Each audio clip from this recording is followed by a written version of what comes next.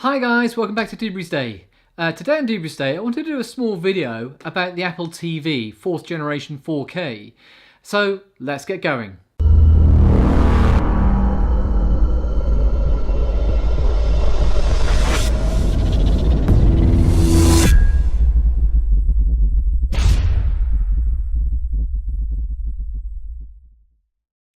So guys, I'm not going to do a normal unboxing video and let's look at the Apple TV 4K.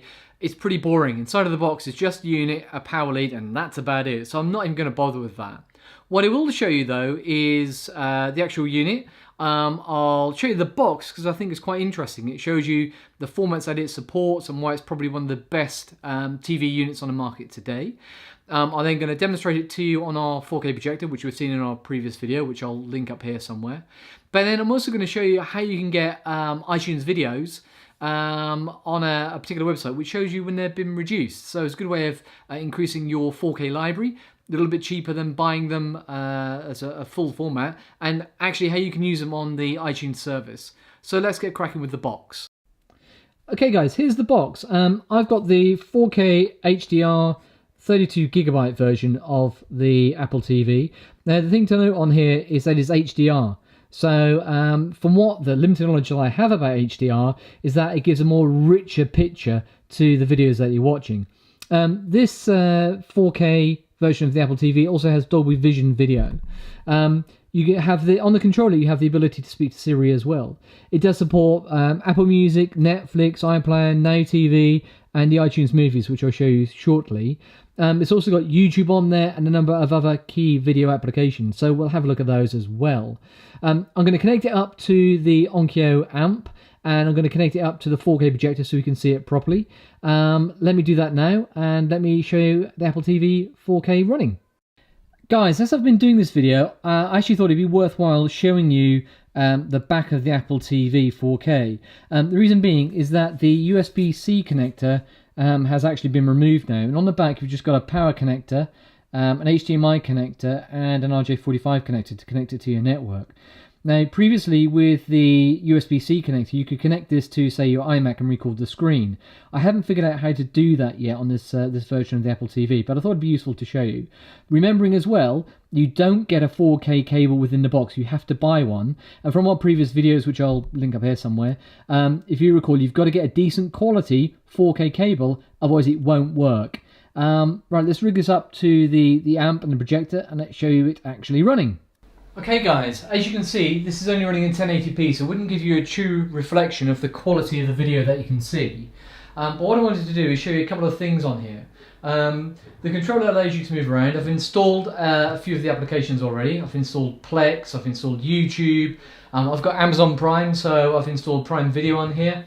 And then I've bought a couple of extra applications like Infuse, which is really good, because if you've got any home movies running on your NAS, you'll be able to run them up on here and be able to see them straight away. The integration into iTunes movies is particularly good, as well as Apple Music. So let me go into the iTunes films first, click on there. What you can see on the top here is purchase top films, genres, recommended and search.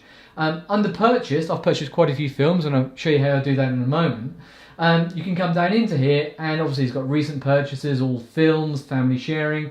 It's got some really good ways of accessing these films. Now, what's really neat is if you start playing a film on the Apple TV and then you pause it, then you go and pick up, say, your iPad, your iPhone, or your other iDevice, you can pick up the film from exactly where it left off. So that's really cool. There is a way to sort these films by 4K or not. I can't think off the top of my head how to quickly do it, but you can sort them by 4K. I know, for example, that The Martian is in 4K, so I'm going to just fire that up for you. As you see, you start up the film, The Martian will kick off. I can hit play, and then here we go. This is actually a 4K film, and I appreciate this is 1080p, so you're not going to be able to see the quality of 4K. But when you download the films off of iTunes, you do get all of the extras like you would with a DVD. And there goes the film. Now, for legal reasons, I'm not going to play all of the film, but hopefully you can see the quality of that film. It's pretty damn clear. So I'll come back to the main menu. The other thing I wanted to show you, apart from the music, which I've got Apple Music, is the TV application. So come back. You can go down to here, which is the TV application. Click on there, and what's really nice is that if you scroll down, you can see all of the BBC programmes. As I mentioned, I'm a member of Prime, so I can see the Grand Tour and things like that from the Prime original. You've got ITV Hub, My5. So all of your TV now is available on this unit. It's really, really cool. The next thing I want to show you on here is the Apple Music. So I move across to Apple Music. And we've got this linked into our Sonos system at home, so we can play music on our Sonos. But what's really nice is, if you've got music on here that you really love, it will start playing through this system. So if I say go For You, which is music apparently which I like, it's been Christmas recently, so I had lots of Christmas songs on it. And for the record, Chris likes Little Mix, not me. If we went to, say, Black Pistol Fire, click on there, Suffocation Blues, hit play. Again, I won't play this for long, for copyright reasons, but there we go. You can see it plays.